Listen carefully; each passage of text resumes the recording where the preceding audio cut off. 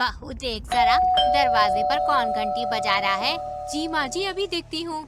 दरवाजे पर घूंघट में एक औरत होती है। अरे तुम कौन हो? जी मैं काम की तलाश में हूँ। मेरा नाम प्यासी है। प्यासी? ये कैसा नाम है? अरे कौन है बहू, किससे बातें कर रही है? माँ जी, ये काम की तलाश में आई है। तो सोचना क्या है, रख ले। वैसे भी हम बहुत दिन से काम वाली ढूंढ रहे थे। पर माँ जी, इसका नाम बहुत अजीब है, प्यासी।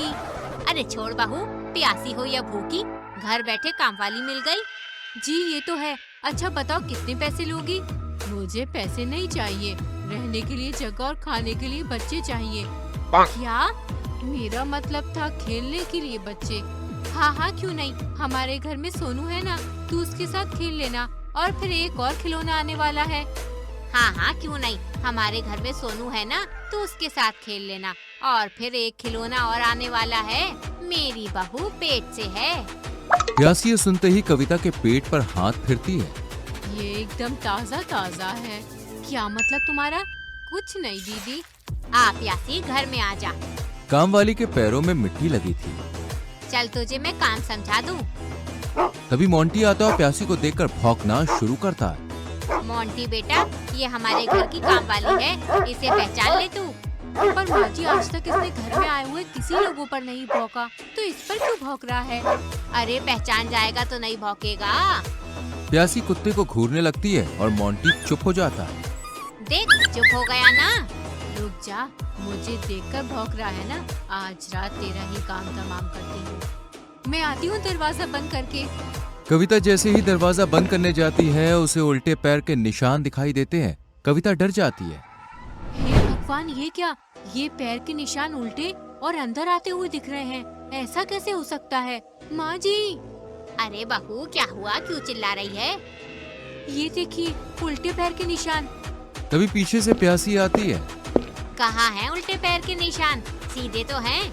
माँ जी, पर मैंने अपनी आंखों से देखा। अरे बहू, तू पेट से है ना, वहम हो गया होगा। मेरा वहम नहीं था।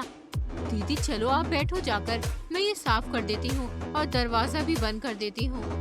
प्यासी जैसे ही दरवाजा बंद करने जाती है, उसे बिल्ली दिखाई देती है और वो बिल्ली को देखकर मुस्कुराती है। अब तो रात हो गई, आज मुकेश और उसके पापा भी नहीं है, तो बहू तू हम सबके लिए खाना बना ले। जी माँ जी। सब लोग खाना खा लेते हैं और सोने चले जाते हैं। प्यासी मोंटी के पास जाती है और वो फिर से भौंकना शुरू करता है। भौंक जितना भौंकना है, तुझे आज कोई नहीं सुन पाएगा। प्यासी मोंटी को बाहर लेकर जाती है। थोड़ी देर के बाद आज तो मजा ही आ गया। प्यासी के मुंह पर खून लगा था। अगले दिन सुबह मोंटी, माँ जी ये देखिए। अरे मोंटी, ये क्या हुआ? माँ जी, इसके पैर देखिए, लग रहा है किसी ने नोच कर खाए हैं। प्यासी को रात की याद आ जाती है। बहू तू रो मत, अब जो हुआ सो हुआ। कविता की नजर प्यासी के मुंह पर लगे लाल दाग पर पड़ती है। शाम के वक्त एक साधु भिक्षा मांगते हुए घर आया। इस घर में चुड़ैल है। ये क्या बोल रहे हैं बाबा? वो बहुत प्यासी है। इस घर के बच्चे की जान खतरे में है। कविता को सब कुछ याद आने लगता है। ये लो बेटा भस्म, वो जहाँ कहीं भी है उस पर डाल दो। इस घर को उससे मुक्ति मिल जाएगी। प्यासी चुड़ैल के रूप में सोनू को अपने साथ लेकर जाती है। सोनू, वो बाबा सही कह रहे थे, ये तो चुड़ैल है। तभी सरला भी वहाँ आ जाती है। माँ जी, सोनू को बुलाइए। सोनू, ओ सोनू। प्यासी चुड़ैल बन जाती है, भूतिया आवाज में बोलती है। अब ये तुम लोगों की नहीं सुनेगा, आज मैं इसका खून पी जाऊंगी। तभी कविता उस भस्म को चुड़ैल पर फेंक देती है और वो हवा में गायब हो जाती है। मेरा मोनू, तू ठीक है ना? माँ जी, मुझे पहले दिन से ही शक था इस पर कि कुछ गड़बड़ है इसमें। मुझे माफ कर दे बहू, मैंने ही जिद की थी। अब से ऐसे किसी को भी हम ऐसे काम पर नहीं रखेंगे। चलिए घर चलते हैं।